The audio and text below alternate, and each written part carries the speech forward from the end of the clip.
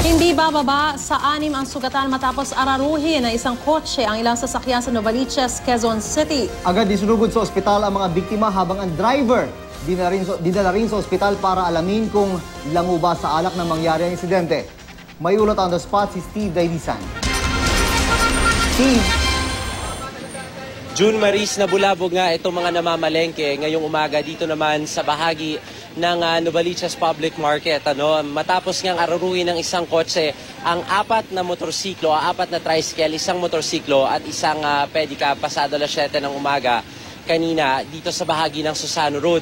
Mangyari kanina June sa bahaging iyon sa tapat ng isang pawn shop dito. Papunta ng direksyon ng Novaliches Bayan yung kotse. Nang una niyang araruhin yung isang tricycle. Tapos bigla raw nag-counterflow itong kotse na ito at tinahak naman yung direksyon na patungo na sa tabi nitong isang palengke. Kaya binangga naman yung iba pang mga tricycle. Yung mga sakay ng motorsiklo kanina, nakausap natin, sina Maria Veronica and Asterio Paalin, nahagip din. Kaya sila tumalapon. Mabilis ang pangyayari June, Maris, kaya halos hindi na raw nakaiwas yung mga biktima. Namamalengke lamang daw ang karamihan sa kanila, yung iba naman ay sakay ng mga tricycle na nakaparada sa gilid ng mismong palengke. Sugat at galos, June Maris, ang tinabo sa iba't ibang parte ng katawan ng mga biktima at yung iba nga sa kanila ay sinugod na ngayon sa 2 ospital dito naman sa Novaliches. Kinilala yung suspect kanina na si Rene Afable, 43 years old, na agad naman ding dinala sa Jose Reyes Memorial Medical Center para ipasuri.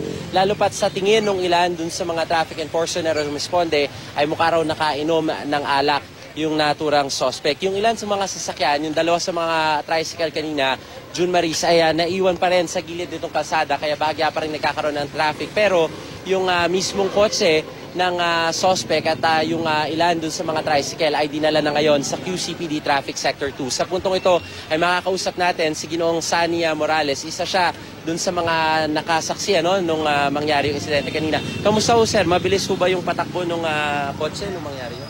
Mabilis. Kaya nangyari ito, bababa na yung sakay doon sa tricycle. May yung marurot na pa ako, binangga yung likurano, tumilapon.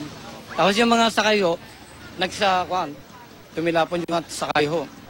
So, panghuli na lang ho, yun nung mangyari ho kanina, may mga nakaiwas, nagtakbuhan ho yung mga tao. Ayun, hindi ko na kasi, may tinda ko kasi ako, hindi ko na puntaon yun eh. Nalaman ko lang sa iba, may nabangga daw sa kabila. Yun na lang ho. So, maliban nga sa maraming salamat to, Mang Sani, maliban dun June sa mga nabangga dito sa gilid, ay meron pang ilan dun sa mga tricycle din na nahagip na sa ngayon nga ay dinala na sa QCPD Traffic Sector 2 at patuloy pa rin ang pag-iimbestiga ng mga otoridad kaugnay sa insidente. Balik sa'yo, June Maris.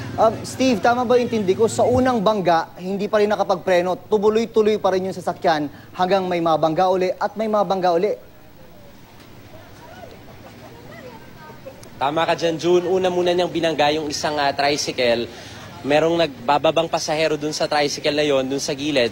Pagkatapos, nag-counterflow na yung mismong kotse at tinahak na yung direksyon na ito. Sa kanya tinamaan yung iba pang mga tricycle. Gayon din yung isa pang motorsiklo na papunta rin sana dito sa direksyon ng Susano Road. Medyo hindi nga raw...